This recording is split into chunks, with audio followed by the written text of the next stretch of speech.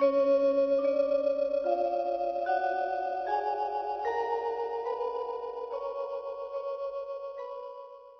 สวัสดีครับผมเอฟซีมื้อนี้ผมก็ได้มีโอกาสได้ขึ้นมาติดตามแนวทางจากทางวัดป่าโนนฝางที่เขามาแล้ว3 งวดซ้อนนะครับผมงวดนี้เขาก็594เขาโต๊ดเขาโต๊ดกับ2 ตัวกับตัดกันน่าจะมีถือกันสุผู้สุคนที่ FC ที่ติดตามจากทางพระอาจารย์ก็เนื่องจากงวดที่แล้วเนี่ยเพิ่นป่วยอยู่เพิ่นก็ยังบ่ทันหายดีแต่ว่างวดนี้ก็ยังน่าชื่นตาบานขึ้นมาแน่แล้วใกล้สิถึงกำหนดเวลาหมอนัดอีกแล้วอันนี้เพิ่นก็บ่ทันได้สันจังหันดอกนี่ตอนนี้ก็จักโมงแล้วนี่9 โมงกว่าๆบ่ทันสันจังหันก็เพิ่นสันจังหันประมาณ10 โมงเศษๆน้อยๆเพิ่นสันเวลาเดียวมือเดียวแล้วเลยเนี่ยเพิ่นก็นั่งของเพิ่นอยู่นี่ล่ะบัดนี้ได้มาถามข่าวเพิ่นถามข่าวหลวงตาเป็นจังไดบัดนี้สาธุเป็นจังได FC ญาติโยมโทรมาหาแน่บ่มีเขาได้ถวายปัจจกปัจจัยมาแน่บ่ล่ะพอได้ข้าวหวานข้าวยาแน่บ่มาเลยโอ้มาเลยสายนี้แต่ว่าผู้ใดเนี่ยไม่ได้รับมันโดยมากก็บ่ได้รับไม่ได้รับโทรมาก็ขาดเขินๆแต่ว่าทางผมบ่ได้ให้เขาโทรเข้าไปหาผมเขาให้โทรมาพี่เลยเพราะว่าผมลงเบอร์โทรให้ไปแล้วเดี๋ยวผมสิจดเบอร์โทรของหลวงตาลงอีกก่อนผมก็จำบ่ได้ดอกเบอร์หยังหรอหลวงตา0หยังก่อน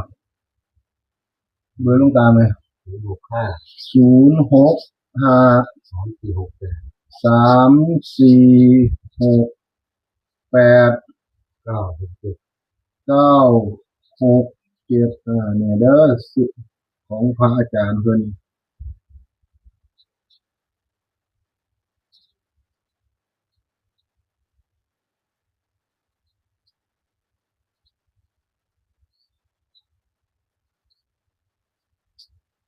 อาจารย์บนจอวอาจารย์เนี่ยเด้อครับ FC พี่น้องทุกคนถ้าคนไหนมีโชคมีหมานนำเพิ่นก็ได้เป็นค่าฟืนค่าไฟค่าน้ำค่าอันนี้เพิ่นซอยเหลือเกื้อกูลซึ่งกันและกันปัจจัยผู้ละนิดละน้อย9 บาท10 บาทซอยเหลือกันพอได้ไปเป็นแนวทางพอได้เป็นสะพานบุญต่อไปอีกโอกาสข้างหน้าวางไม่ไว้วางไม่ไว้ไกลเมื่อไหร่เราหมอนัดครับมันขี่ได้เลยวันนี้เดือนนี้ล่ะติใบน้องเขาก็เนี่ยโยมเดี๋ยวถ้าจังได๋เขาก็สิโทรมาบอกดอกติไม่บอกเลยโอ้เขามาเพียงเลยเนาะแน่นอนแต่ว่าฝันเห็นแมวไงเห็นว่าผมตีไว้เห็นว่าก็59495เลยเนาะโอ้ยว่าจังเบอเลยเสียดายถ้าว่าพระอาจารย์บ่เอา1มากันเนาะแม่นเนาะโอ้ยมาถึงหลักเบิดแล้วเด้อ415พุ่นน่ะผมก็เลยกันไว้เลยว่าใส่ถือโอ้ดีนี่มีหลายช่วงนี่มีมันหลายช่วงโพดดินี่มันก็มาใช่มันก็มาแมวก็มาบ้านเก่ามันก็เลยกลายเป็นอันนี้เลยบ้านเก่ามันก็บ้านเลขที่มันก็ที่เก่าเขาเฮียนนี่เป็น5เป็น6เฮียนเก่านี่คือเก่าหรือเอาที่เก่าที่เก่าที่ว่าสุดท้ายมันมาจังว่าแมวมาตรงก็เรียกแม่นำเห็นแม่อยู่บ้านเก่าเสียดายเนาะ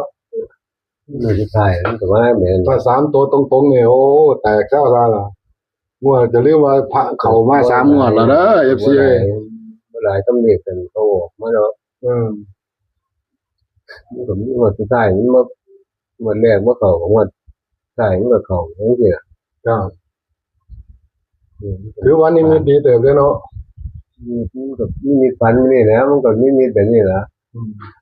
ตีได้มันก็ค่อยได้ตีบ่ถือมันก็บ่ได้ ก็จังว่า ฝันมันก็นิมิตมันเป็นจริงอะ นี่ล่ะเขาว่าฝันเป็นจริงอ่ะ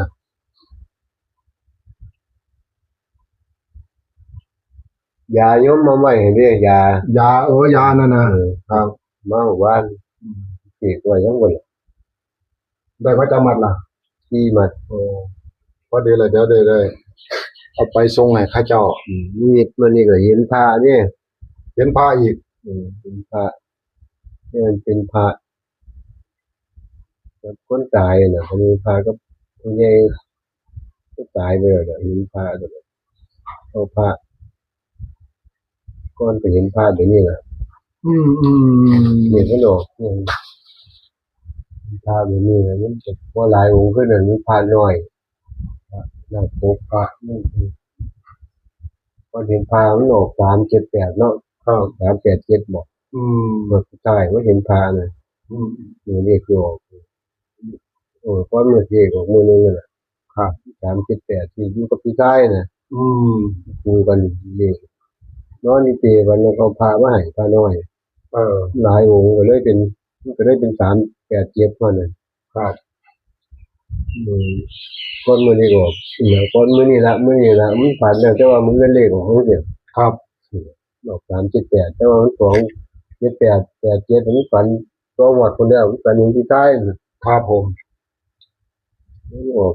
378ตัวนี้จำกับรถภายหลังนั่นแหละมันเรียกเรื่องกับทะเบียน387 378 ครับ ฝันเป็นพระ มวนนี่ก็ว่าฝันเป็นพระอีก มีใครเอาคนตายไปน่ะเขาไม่ได้แล้วตายไปแล้ว ครับนี่งวดนี้สิว่าจะไหนอีกละวันนี้งวดนี้นึกสิมาแบบเก่าๆอีก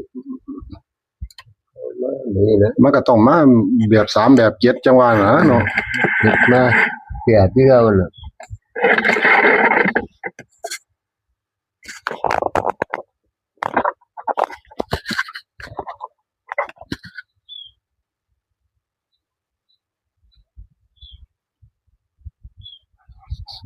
ออกว่านี่ อ๋อครับผม 968 78 78โอ้968กับ78ครับ นี่พระ FC เบิ่งเอาเด้อบัดนี้เดี๋ยวผมสิตัดไว้ให้อีก นี่พระ อันนี้78น้อยเนาะ แต่ว่าผู้ตายมัน 78 พระหนักปกมากเนี่ย อันนี้96 98เนาะ68เนาะแม่นบ่อันนี้เลขตัวตัดออกมาให้เลขตัวตัดออกมาให้โอ้เลขเข้ากันเบิดเลขอันนี้เบิดเพิ่นก็ถือว่าเลขงามเด้นี่เนาะถือว่างามมากๆเลยนี่เบิ่งเอาเด้อ FC เอ้ยเนี่ยเลขเพิ่นน่ะอันนี้เพิ่นเอาพระมาให้ว่าติว่า เห็นพระหน้าปกกันนะ เห็นพระนาคปก ผู้ตายน่ะ โอ้พระนาคปก ผู้ตายเพิ่นก็อายุเพิ่นก็ตายไปแล้วล่ะพระอาจารย์บ่เกี่ยวน้ำตายถ้าเอาน้ำตายมันก็สิเป็น90นี่บ่เกี่ยวเอาด้วยพระเลย สิเป็น80 90 เตียวตะเลขพระแล้วเอาตะเลขอันนี้ถ้าเตียวน้ำเพิ่นตายก็ต้องไป90เนาะแม่นบ่ อายุเพิ่น68นะ อายุ เลขพระก็เลยนี่มันมาเข้ากับเลขพระพอดีพระนาคปก 68ครับ ปกก็เป็นนาคมันก็เป็นนาคปก ถ้าบ่68ก็78เท่านั้นเนาะแม่นบ่ หัวหน้ามันก็ปกพระนี่นาคปก ครับว่านาคก็เป็นอันนี้อยู่แล้วเนาะพญานาคว่าแม่นบ่ เป็นนาคก็ ขึ้นหลายเสียนอยู่แล้ว นาคมันก็ 7เหรียญบ่ฮู้56นาคมันก็นาคมันสิเป็นเก่าเด้อ นาคปกเนาะนาคบอมตัวเพิ่นเอาอันนี้คุ้มไว้เนาะ เป็นผ้าก็สิแตกพระนาคเป็นแตกแต่พระเป็นเก่าก็เนื้อ ก็อยู่นี่ล่ะติ นี่ไงเนี่ยมันสินี่มีไปได้อีกอันนี้นี่มีต้องวดนี่ อันนี้นี่มีตองวด แล้วมันเป็น ถ้าเป็นไปได้ก็พุ่นละประมาณวันที่ มาต้องวดนี่มา 1413พุ่นละเนาะ เกี่ยวกับพระกับหยังตลอดไปมันก็สิออกตัวนี้คือเราน่ะ ครับ ผมบ่เกี่ยวกับพ ถ้า ระ เบิ่งว่าประมาณวันที่13เนาะคงสิเข้ามาย้ำอีกเนาะเทื่อนึงเนาะช่วงวันที่13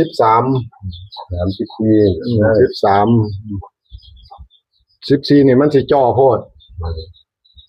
ถ้าเขามา13เนี่ยพอได้ปล่อย13ออกไป14 15เขาก็สิได้เบิ่งเนาะ2มื้อ3มื้อเนาะแม่นบ่ ไปเรียนได้เรียนใช้หัวได้เรียนลอตเตอรี่ไป ตอนนี้ก็เล่นได้แล้วเนี่ยหาลอตเตอรี่ไว้ได้เลยเนี่ยเป็นจังบุญอยู่หมดนี่ก็เข้า ถ้ามันมาก็บ่มาจนนี่มันก็สิมาเลขพระนี่แหละได้ละประกาศคือมันเป็นเลขตัวใดมันเป็นเลข นี่ครับ 968เนาะ อัน อัน นี้ นี้มันก็สิเป็น2 อันนี้เอาสีแดงเขียนแล้วก็ได้ 2นี่แท้ที่มันเป็นเลขรางเขียนไว้87นะ78 นี่78นี่7นี่8ครับ มันก็สิออก เบิ่งผมเปิดให้ มันก็สิออกนี่หลักร้อยมันถ้า3ตัวมันสิออกตัวนี้ โอ้ถ้าออกสิออกจังซั่นถ้าออก3ตัว ออกเป็นพระเลย ถ้ามันบ่ออกชุดนี้แบนมันสิออกแบบนี้เลยออก2 7 8ไปเลยว่าเนาะ ถึง227เด้ เออ มันก็27 78เนี่ยก็278มันสินะนี่พระ ครับ พระถึง227 ถ้าบ่นี่ก็หลัก8สิมาขึ้นเป็นหลักร้อยจังซี่ล่ะเนาะ จังซี่ล่ะมันเป็นไปนี่แหละ มันสิเป็นไปได้เนาะ มันเป็น คือเลขพาตัวนี้ต้องตีให้กวมเนาะแม่นบ่ตีให้กวม278เนาะแม่นบ่ เต็มเลยนี่278 278นี่เลขพระ ถ้าบ่278จังซี่ก็เลขนี่ต้องไป872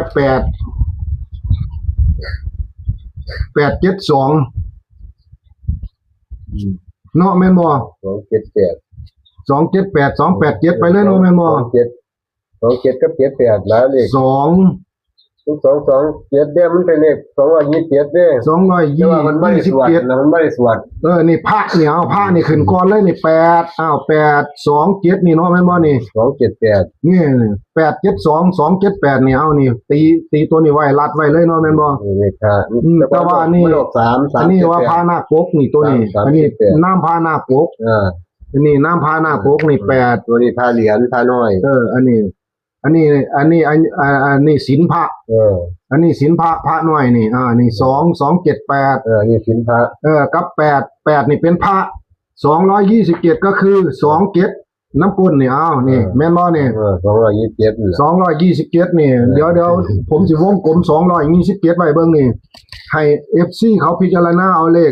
ลข3ตัวนี่เลข3ตัวนี่มี3หาง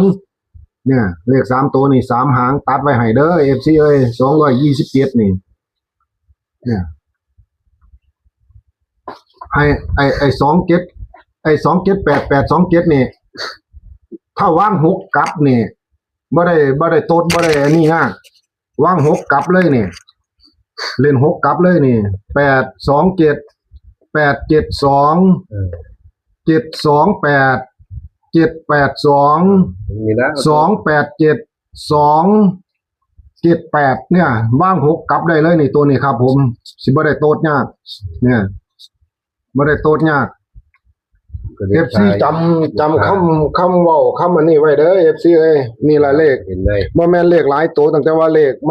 มันแบบนี้เนาะแม่นบ่ล่ะแล้วก็ต้องตีออกแบบนี้ถ้าตีบ่ถูกก็คือบ่ได้ถ้าเฮาก็ต้องหวังว่า สินพานาคปูมันก็ต้องมีเก่ามี8มัน ครับ มันก็ต้องมี อันนี้เป็นพระพุทธรูป นี่คือ968นี่เป็นพระพุทธรูปเพิ่นเอาพระพุทธรูปเพิ่นเห็นพระพุทธรูป 98ตั้งแต่แล้ว 968 869อิหยังก็ว่ากันไป ตัวเอาก็ได้ ครับโตดเอาก็ได้เต็งเอาก็ตัด เรียกพระน้อย อันนั้นตัว227นั่นก็ พระศีลพระน้อยมัน พระอันนั้นพระน้อยพระถือศีลเพิ่น227 คำว่าพระนี่ถ้าบ่8ก็9เท่าล่ะถ้าเป็น8ก็ตามหลักแล้วเพิ่นสิว่าเป็น8เนาะแม่นบ่ล่ะก็ใส่8เป็นหลักก็ได้8 2 7ไปจังซี่ก็ได้นี่ล่ะให้พิจารณาเอา FC เลขมันมาจังซี่ในเมื่อมันมาจังซี่ก็ไปจังซี่8 2 7ก็ถือว่าเลขสวยงามอีกงวดนี้สวยงามเด้อันนี้ก็พวกแม่ออกกำลังแต่งผ้าขาวผ้าน้ำเด่นทุกคนล่ะบ่ทันแล้วง่ายดอก 9 6 8เนี่ย งามเด้เนาะ งามเด้เนาะครับอาจารย์เนาะงามอยู่ บ่ออกถ้ามันออกก็ออก3ตัวบ่รอดได้เนี่ย ครับ มากซั่นน่ะบ่ออก2 7 8ก็ออก9 6 8อ่ะเอาเบิดนะทีเอาเบิดนี่ก็ไปหลายต้อง9 7 8 8ตั้งแต่มันไปซั่น ครับผม ถึง227ก็ยังเยอะมันเคยออกบัดนี้มันพระนี่มันออก3 7 8นี่น่ะบัดนี้เอา2บัดนี้ ครับ 2 7 8มันบ่หลายมี2 3 2องค์มันก็เป็นนาคปกก็เด็กนาคปกก็เลยพาน้อย ครับ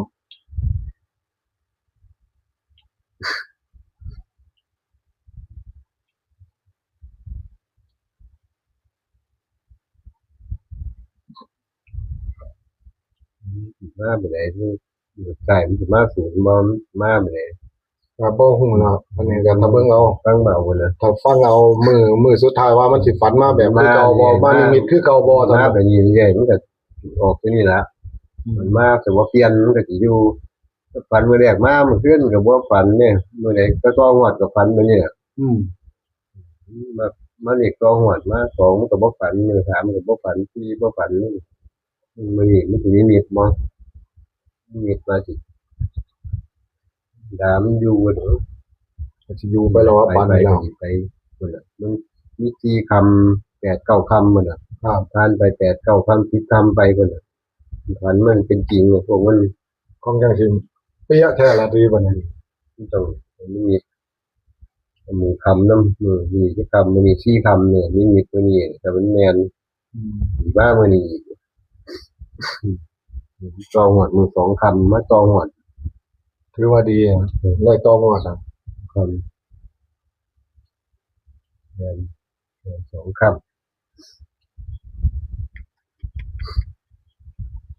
อันนี้เพิ่นพามันก็ดีอยู่แล้ว ดีเลยครับ มีเห็นพาเหมือนก็มีเด็กพาอยู่แล้วล่ะ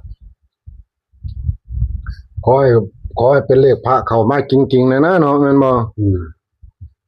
เด็กพาก็พี่กับน้องมันก็ยังออกตลอดนี่พา ครับ พาธรรมดามันพาใหญ่ อืม อันนี้พาพี่กับน้อง2หมวดมันก็ยังออก2หมวด3หมวด ครับ 7 8 8 7 7 0มันนี่เด็กพา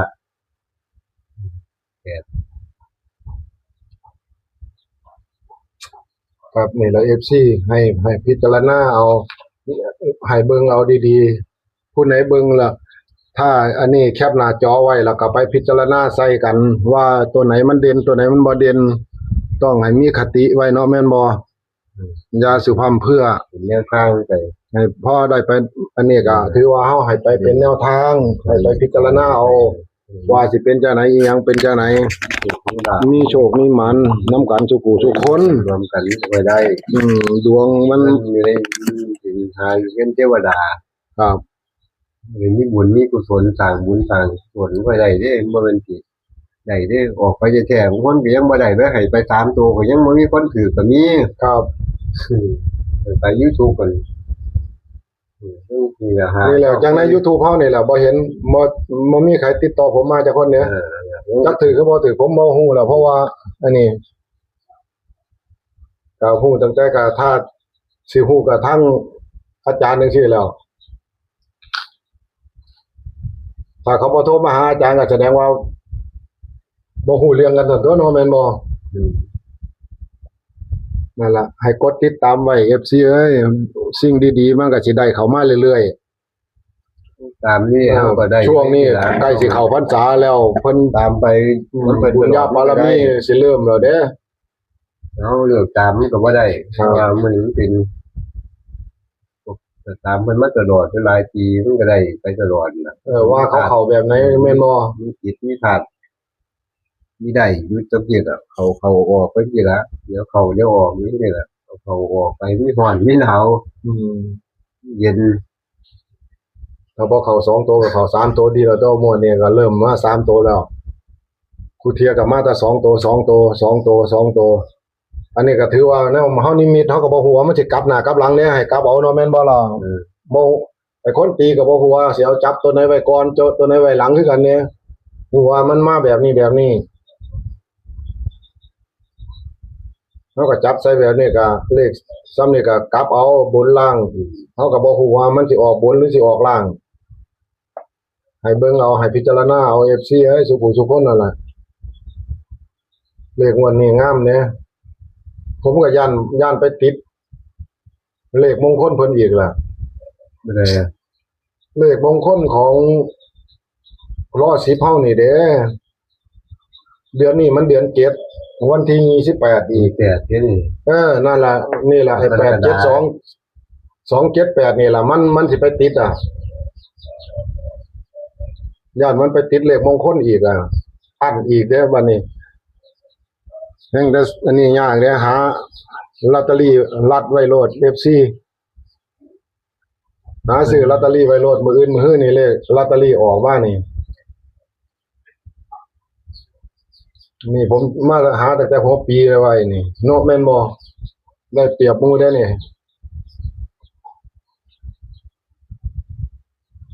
เพราะว่าเดือนนี้เดือนเก็บเดือนที่7เดือนกรกฎานี่บัดนี้วันที่28นี่อีก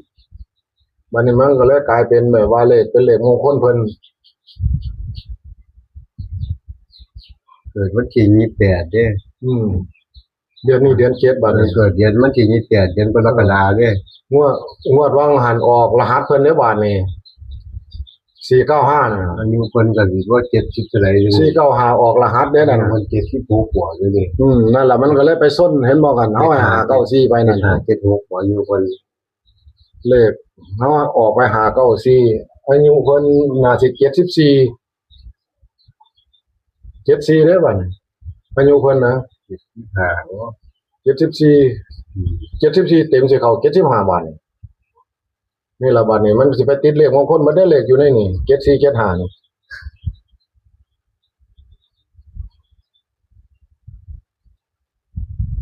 ติดก็ติดเข้าก็เข้าถือก็ถือเขาตัวน้อยเฮ็ดจังได๋ได้เนาะมันเฮานิมิตมาจังซั่นเนาะแม่นบ่ อืม เฮาเห็นจังได๋เฮาก็บอกไปจังซั่น เปลี่ยนแปลงมันแน่นอนก็คือว่ามันแน่นอน ผมบ่แน่นอนก็คือบ่แน่นอนเอาบาดนี้ท้ายสุดนี่ก็ขอให้ FC เห็นแล้วอยู่ลูกเพิ่นแท้ๆก็ยังโง่มงคลมันบ่แน่นอน จงมีโชคมีหมานนำกันเด้อ FC สุผู้สุคนน่ะล่ะเบิ่งนี่เอาแคปหน้าจอเอาเลขให้ไปพิจารณาไปพอได้ไปเป็นแนวทาง ขอให้มีโชคมีหมานนำกันสุผู้สุคน อย่าลืมกดเป็นกำลังใจ กดติดตาม กดไลค์กดแชร์ไว้ มีแนวไหนสิ่งดีๆก็สิได้บอกได้กล่าวได้หามาให้ก็อย่าลืมถ้ามีโชคมีหมานนำเพิ่นแล้วก็ติดต่อมาหาเพิ่นนั่นล่ะหมายเลขโทรศัพท์เพิ่นน่ะเอามานี่ท้ายสุดผมก็ขออำลาพาจาก สวัสดีเด้อครับเด้อสวัสดีครับ